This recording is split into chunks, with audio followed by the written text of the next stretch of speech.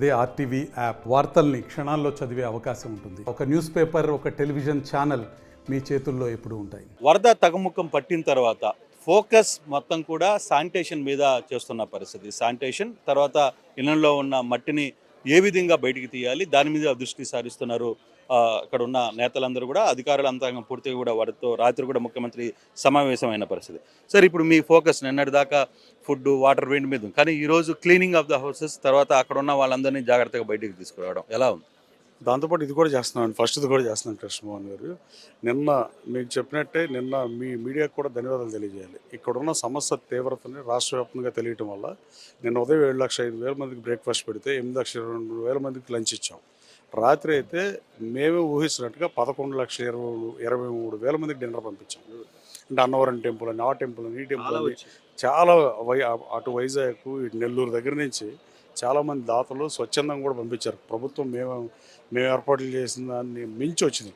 ఇంకా food square city అనేది ఉండదని నిన్న చెప్పాం, అది జరిగింది. నిన్న చిన్న సమస్య ఏంటంటే ముఖ్యమంత్రి గారు తిరిగినప్పుడు కూడా ఆయన ఫస్ట్ రోజు తిరిగారు, తర్వాత రెండో రోజు జక్కంపూడిలో లోడర్ మీద తిరిగారు 74 ఏళ్ళ వయసులో. నిన్న అయితే జేసీబీ మీద ఏరియల్ రివ్యూ చేస్తా, కాలక్షేపం చేయట్లే ఆయన. అంత కష్టపడి చేస్తా. నేను రాత్రి మీటింగ్ కూడా శానిటేషన్ ఇంపార్టెంట్ అని మున్సిపల్ ఎంప్లాయీస్ అందరినీ ఇక్కడ డిప్లాయ్ చేయమని, అర్జెంటుగా ప్రజల ఇల్లు కూడా క్లీన్ చేసి వాళ్ళకి సదుపాయాలు మళ్ళీ రీస్టోర్ పాత స్థితికి తీసుకురావాలనే ఉద్దేశంతో పనిచేస్తున్నారు. ఆ రోజు ఆయన వచ్చినప్పటి నుంచి బాలకృష్ణ గారు 50 సంవత్సరాలు వేడుకున్న మానేసి ఇక్కడే ఉండి ఇక్కడ క్యాంప్ ఆఫీస్లో, కలెక్టరేట్లోనే క్యాంప్ ఆఫీస్ పెట్టి బస్ చేస్తా, సూచనలు సలహాలు ఇస్తా, రివ్యూలు చేస్తా. ఆయన అంత స్పీడ్గా నడవబట్టే వరద సహాయక చర్యలు కూడా అంత ముమ్మరంగా జరుగుతుంది అనేది మనం అంగీకరించాల్సిన నిజం. అలాగే నిన్న 15 లక్షల వాటర్ బాటిల్స్ తీసుకున్న పరిస్థితి. దాంట్లో కొన్నిసార్లు వాటర్ అందలేదని ముఖ్యమంత్రి గారు చెప్పారు. ఎక్కడో కొంత వాటర్ స్కేర్సిటీ కనపడుతుంది అనేది, అంటే వాటర్ సప్లైలోనే ప్రాబ్లం ఉందా లేకపోతే ఏం జరుగుతుంది? సప్లైలో లేదండి, అంటే మనం మాట్లాడకూడదు మీడియాలో. అది ఏమవుతుందంటే, ఇప్పుడు ఒక బాక్స్లో 15 బాటిల్స్ ఉన్నాయి అనుకోండి, అది తీసుకెళ్ళిపోతుంటే మనం ఆపలేం కదండి. మాస్ క్రౌడ్ని మనం హ్యాండిల్ చేయడం. సో ఇచ్చేస్తున్నాం మేము కూడా. ఇప్పుడు వాళ్ళతో మీరు ఇదే తీసుకోవాలని చెప్పలేం కదా, అందుకు వచ్చిన సమస్య. దాన్ని కూడా అధిగమించాం. రాత్రి ముఖ్యమంత్రి గారు 30 లక్షల బాటిల్ కొనమన్నారు. ఇవాళ 30 లక్షలు కొన్నారు. 4,50,000 మంది బ్రేక్ఫాస్ట్ వెళ్ళింది. దాంతో 10 లక్షల వాటర్ బాటిల్ పంపించాం. దాన్ని కూడా అధిగమిద్దాం ఉద్దేశంతో. క్రానిక్ డిసీజ్ ఉన్న మెడిసిన్స్ మనం 3 రోజుల క్రితం చెప్పారు, అవి కూడా ఇస్తున్నారు. కానీ ఈ రోజు నుంచి అయితే డోర్ టు డోర్ ఇమ్మన్నారు.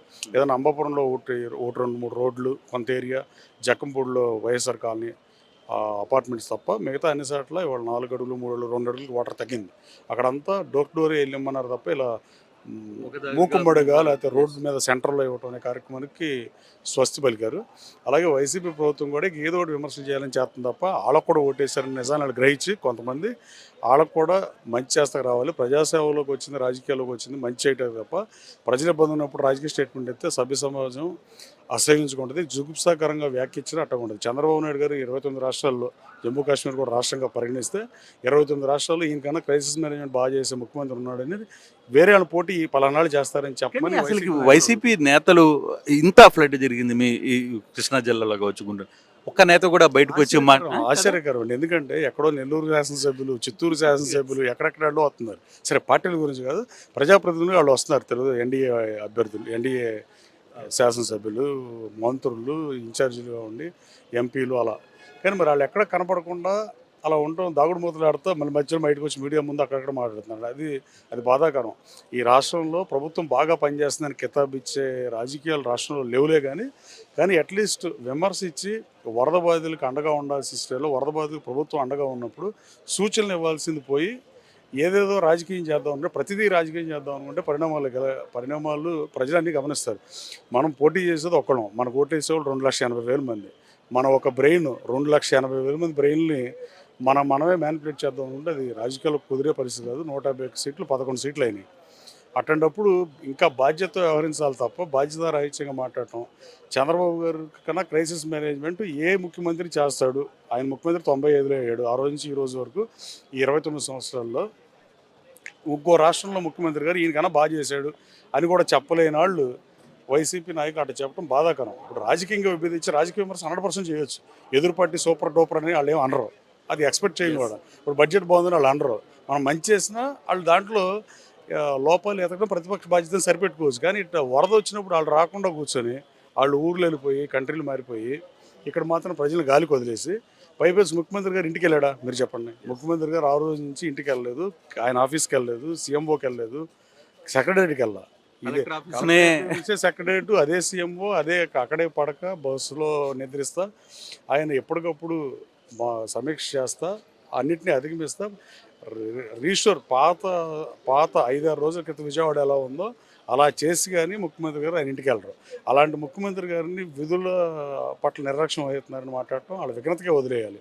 అలాగే మీడియా సోదరులకు కూడా హృదయపూర్వక ధన్యవాదాలు తెలియజేయాల్సిన అవసరం ఉంది. ఎంత ఫుడ్ రావడానికి కారణం కూడా డెఫినెట్గా మీడియా ఒక కారణం, నో డౌట్ అబౌట్ ఇట్.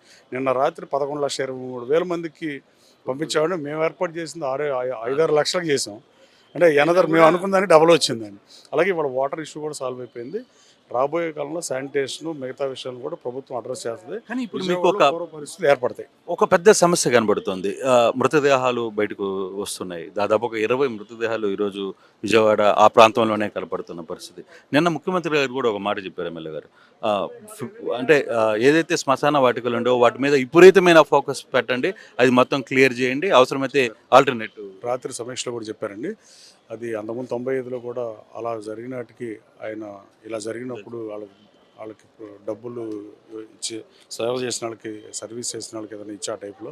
అలాగే యానిమల్స్ కూడా గేదెలు కానీ ఆవులు కానీ ఇలాంటి ఏర్పాట్లు కూడా అటు కూడా ముఖ్యమంత్రి గారు గొయ్యి తీసి ఉప్పేసి పూడ్చి ఆ ఏర్పాట్లు కూడా చేయమని ఆదేశాలు జారీ చేయడం జరిగింది. శానిటేషన్ డిపార్ట్మెంట్ ఆల్ మున్సిపాలిటీస్కి ఇన్స్ట్రక్షన్స్ ఇచ్చినట్టున్నారు మంత్రి గారు కూడా. శానిటేషన్ ఎంప్లాయీస్ కూడా రాష్ట్ర వ్యాప్తంగా వచ్చే పరిస్థితి ఉంది. ఇవాళ వచ్చేస్తారనుకుంటా, లేకపోతే రేపు వస్తారండి. పూర్తి స్థాయిలో ప్రభుత్వం తను చేయగలిగిన దానికన్నా పరిధికి మించి రాత్రిపూట అమిత్ షా గారికి ఫోన్ చేసి బోట్లు తెప్పించిన, రాజస్థాన్ నుంచి, పంజాబ్ నుంచి ఎయిర్ లిఫ్ట్ చేసిన, ఛత్తీస్గఢ్ నుంచి, ఒరిస్సా నుంచి తెప్పించిన, ఏది చేసినా ప్రజల కోసమే చేస్తున్నారు. దీంట్లో రాజకీయ ముఖ్యమంత్రి గారు చేయట్లా. దయచేసి అన్ని పార్టీల నాయకులు, అదర్ పార్టీ నాయకులు కూడా అది ఆలోచిస్తే బెటర్ అని మీ ద్వారా విజ్ఞప్తి చేస్తాను. Thank you. సో ఇది ఓవరాల్గా నిన్నటికి పరిస్థితికి ఈరోజు పరిస్థితికి మెరుగైన దీనికైతే వెళ్తున్నాం. శానిటేషన్ మీద ఫోకస్ ఈ రోజు నుంచి స్టార్ట్ అవుతుంది. ఇతర రాష్ట్రాల నుంచి కూడా ఇతర ప్రాంతాల నుంచి కూడా శానిటేషన్ పీపుల్ ఇక్కడికి చేరుకోబోతున్నారు ఈరోజు అనేది ఎమ్మెల్యే చెప్తున్న పరిస్థితి. మరిన్ని వీడియోస్ కోసం ఛానల్ ని సబ్స్క్రైబ్ చేయండి, లేటెస్ట్ అప్డేట్స్ కోసం వాట్సాప్ ఛానల్ ని ఫాలో చేయండి అండ్ లింక్ డిస్క్రిప్షన్ లో ఉంది.